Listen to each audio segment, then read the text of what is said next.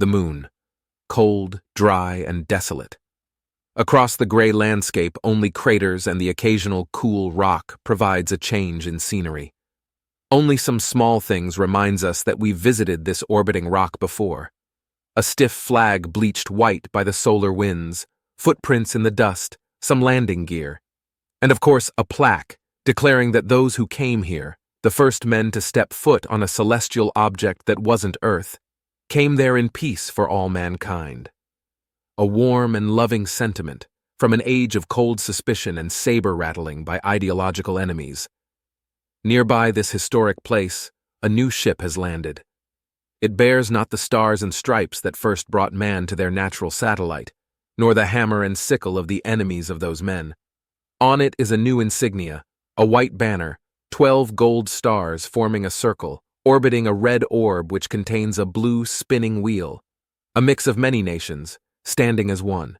One can scarcely imagine what has brought these people of Earth together in such a manner and forced them to unite. Some catastrophe, a great plague, a terrible war, or perhaps something far worse. From the ship, one can follow two sets of footsteps, leading to a small hill on the dusty and barren surface of the silvery moon. One might note how comical it is that they've brought lawn furniture up this hill, where they both sit and admire the view of Earth, great and wondrous Earth, the blue ark sailing amidst the stars, bountiful and rich, the cradle of mankind, the birthplace of civilization as we know it. On that blue sphere lived mighty heroes and terrible monsters. Great wars were fought in Carthage and Rome, on the steppes by Khwarezmians standing hopelessly against the living storm that was the Mongol horde, and in countless cities hopelessly resisting the terrible evils born of the 20th century. On that wondrous world they built great things. Temples of glory were raised to 1 billion gods. Great pyramids were built that stood from the days when mammoths and monsters roamed the land, to the modern age of steel and plastic. Great explorers traversed the land, mapped it, found its secrets, and dispelled the rumors and lies. Scientists on that world, on that beautiful shining world, worked tirelessly to improve the lot of man. And they came to the moon.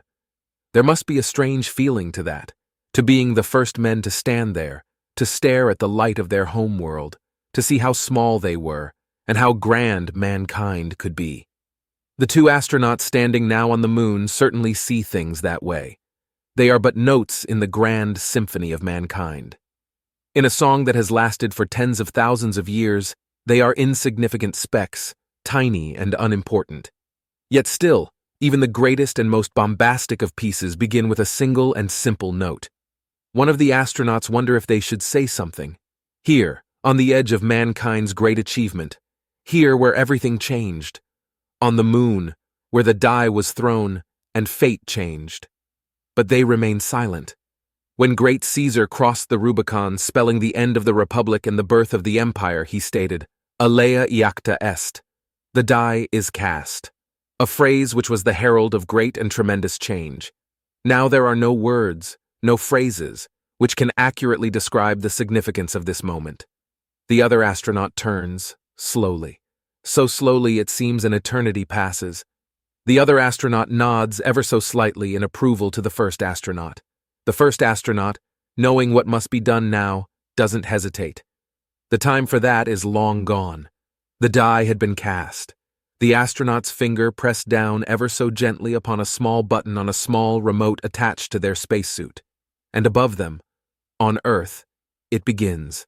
It takes about 8 seconds for light to move between the moon and the Earth. 8 seconds for the change to become visible. For those 8 seconds, both of the two astronauts held their breath. And then it happened. There should have been a sound. A great SciFi explosion sound that heralds the death of a world. Something with a heavy bass undertone. Something with grandeur and magnitude. But all is silent as the Earth's crust crumbles. As chunks of the planet begins to fly off, there is nothing. The two astronauts observe in silence as the world which bore mankind dies. As 500 strategically placed hydrogen bombs goes off simultaneously, located at specific fault lines.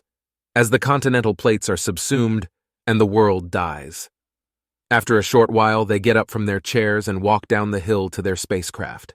They did what they had to do, did what had to be done, to ensure the survival of mankind, to ensure the continuation of civilization as a concept.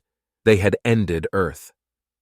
They got into the ship and began to take off, as chunks of the dead Earth began to edge closer to the moon. Humanity and most of the Earth's biosphere would endure. They wouldn't have blown up the Earth if mankind had no chance. Still, as they approached the Ark ships, they had to wonder if they'd done the right thing, and how to justify it. Hadn't there still been people on the planet? Hadn't there still been some more biosamples, some more cultural artifacts, anything really? Hadn't there been more to get from the world cradle? How could they just say goodbye to their world like that? But there are sacrifices that must be done to ensure the survival of all. The needs of the many outweighs the need of the few, and those who had stayed on Earth, those who had rejected the future, who demanded that we regress to an age of blood, hatred, and ignorance, could not be allowed to live. Too many times the outreached hand of kindness had been torn from its socket by the bloodthirsty and ignorant monsters that had once been men. When a cancer grows on an organism, it must be cut away, removed by any means necessary. So it was to be with mankind, had their leaders, teachers, and culture instilled into them. Still, the astronauts, both not talking about it, wondered that if perhaps they'd tried harder, been better, been faster at an earlier time, or just had stronger arguments, could they have saved more of mankind? Were those who remained really so corrupt that the death of not only them, but the entire planet to erase any sign of their existence? One astronaut thought back on it, thinking about the death of their father as the evacuation ships fled the Earth, how the people who had been willingly reduced to naught but hatred and hedonism had killed him. One of many who gave their lives to ensure that the young and sane could escape from the planet. The other thought of the terrible and horrifying broadcasts that had been sent from the Earth before the survivors destroyed the planet's satellite network. They thought of the people who had been reduced to monsters, men who are as our primitive nightmare idea of wolves to other men, the Nietzschean nightmare that is the last man. Both could, however, not shake the feeling that despite everything that had happened, every atrocity and nightmare, that the fate of man and the planet Earth did not have to end up that way, that things could have ended differently, that if only people had acted earlier, done differently, then the Earth could have yet been a bastion of mankind, and we could have all gone into a bright, shining future together. Yet both also steeled themselves. Mankind's future laid now in the stars, and there was much work to be done. Soon the first Ark ships would leave for distant stars. Soon mankind would spread on new worlds, and there humanity could let go of the mistakes of the past and begin again.